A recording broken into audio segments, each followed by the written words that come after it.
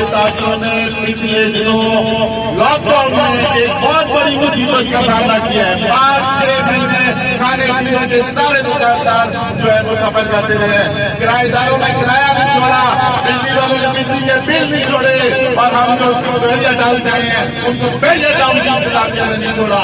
اب ہمیں کیا میرے بڑے زمانے میں بحریہ ٹاؤن کی انتظامیہ نے اپنا فوڈ ڈپارٹمنٹ بنایا ہوا ہے, وہ آگے کمانے کے لیے 50,000.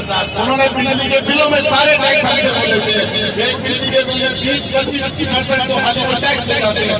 ہر چیز ہم اپنے ٹائم پہ پوری دیتے ہیں. ان کے مینٹیننس چارج دیتے ہیں, ان کے سیکورٹی کے چارج دیتے ہیں. اس کے بعد پنجاب فوڈ اتھارٹی آتی ہے, اس کو دیتے ہیں. اس کے بعد پھر لوکل انتظامیہ آتی ہے, ڈی سی کے مجسٹریٹ آتے ہیں, اور وہ ایسی چیزوں میں ہمیں 50,000 ایک لاکھ جمانے کرتے ہیں.